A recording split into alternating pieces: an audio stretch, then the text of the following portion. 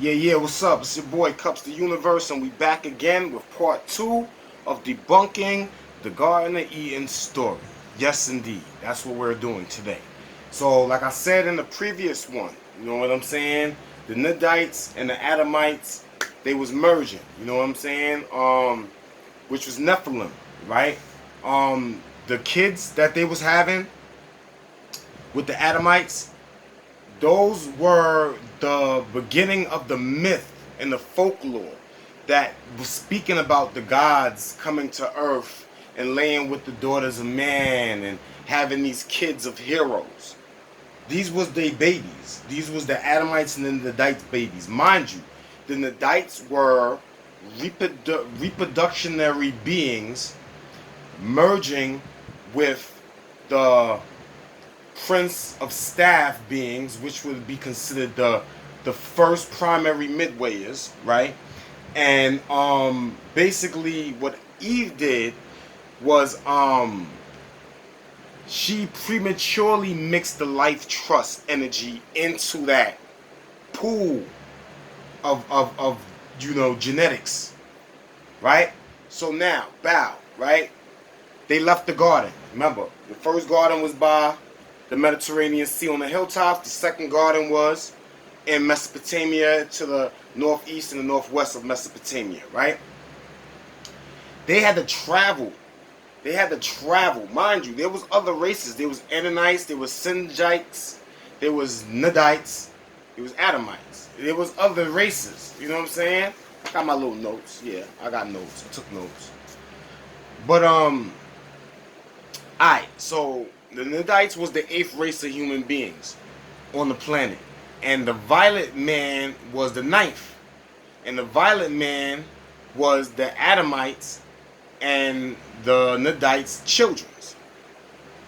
Okay? Now, on their way to Mesopotamia, mind you, when they was in the first garden, they only ate fruits. They ate fruits, nuts, and cereals. That's it. That was their diet. When they started traveling to Mesopotamia from migrating out of the conflict that was about to ensue, right, with the Nadite people who took over the original garden. And then on their travels, they was introduced to herbs and vegetables. As they got into Mesopotamia, in the early stages of Mesopotamia, in the second garden, is where they was introduced to meat and meat eaters. Not everybody ate meat at that time, but over the time span of the mixing of the gene pools and the traveling of the people, the world became meat eaters. Now, on the way to Mesopotamia, Eve bore Cain. She had her son, Cain. You see what I'm saying? Who was the son of Cano, who was a member of the Nadites, who were reproductionary beings who merged with midwayer beings, or, the corporeal staff members, or Caligastar, whatever you say his name is, right? So, 2 years later, in their travels, Eve has Abel. And mind you, there was kids born in the first garden from Adam and Eve that was translated into the heavens. Because remember, they had contact with the Melchizedeks.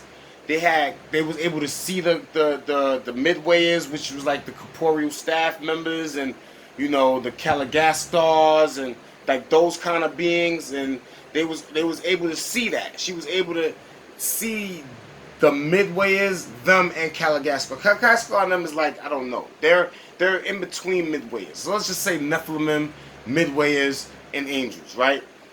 They was able to see these even after they defaulted. Mind you, the only thing that they defaulted on was their immortality. So Cain and Abel wasn't the first sons of Eve and Adam.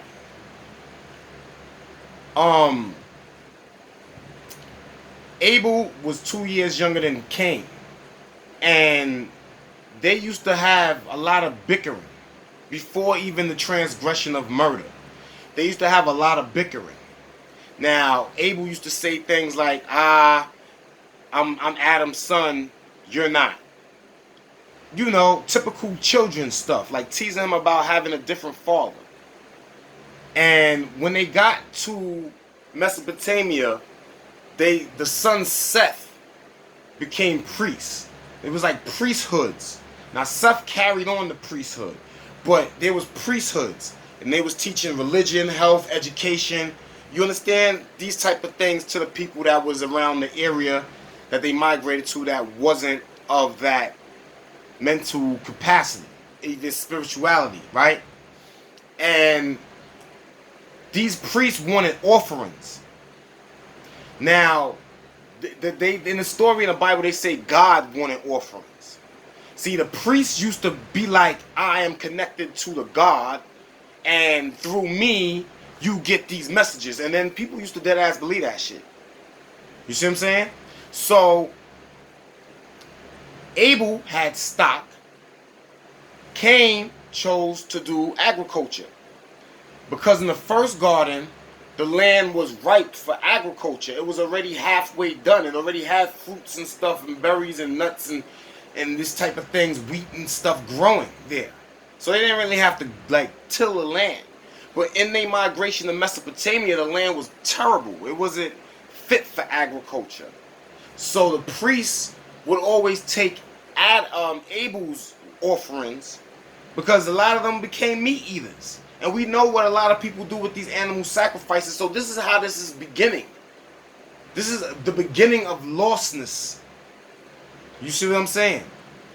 And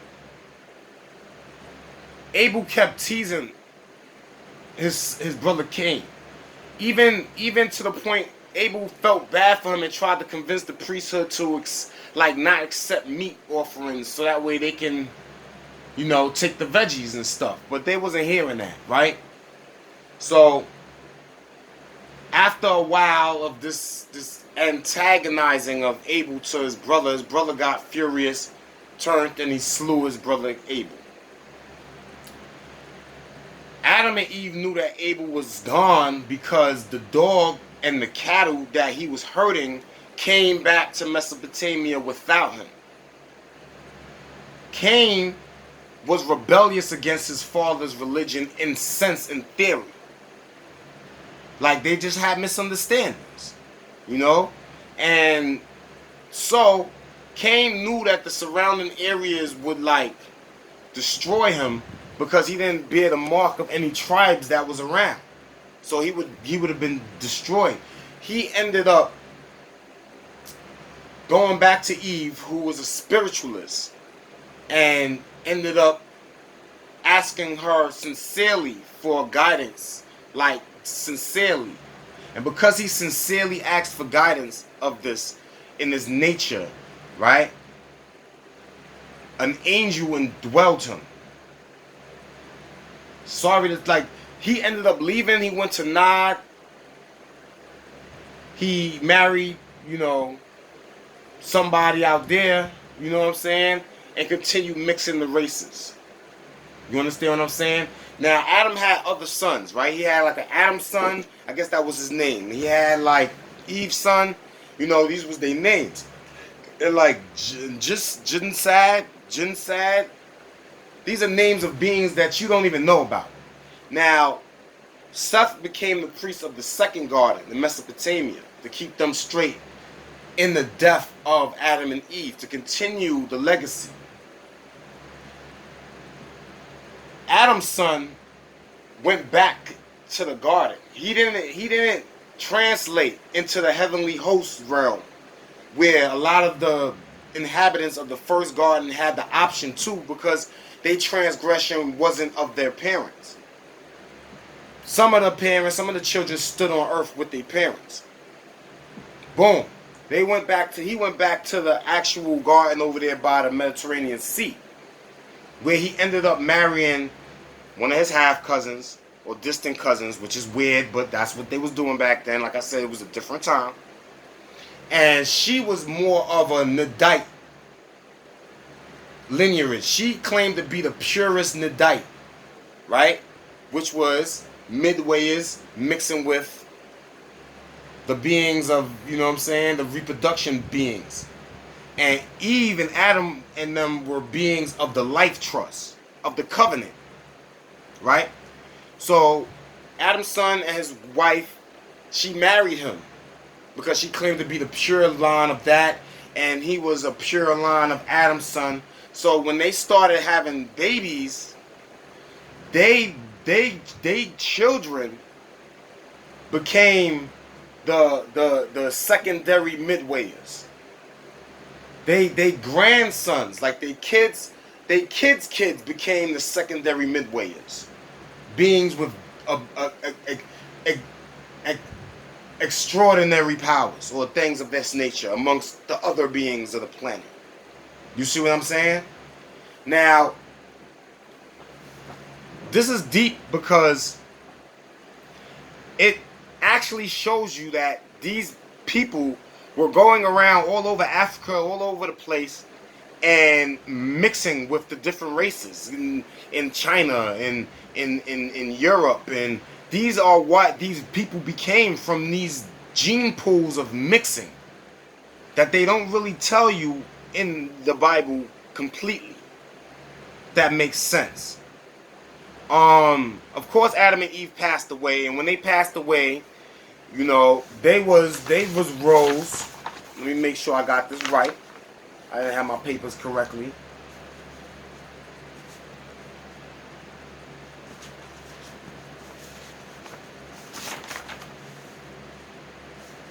Damn, man, I got too many papers, bro. Alright, so boom. So they was rose. They went to the resurrection halls on the mansion worlds, right? Now, mind you, before they was translated, before they defaulted on their planetary mission, right? They was sons of gods too.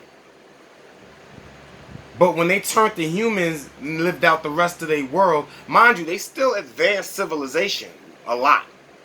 So it wasn't that bad. It's just they didn't bring unity amongst the whole, every tribe of the world. And when they came back sons of men, ascendant beings.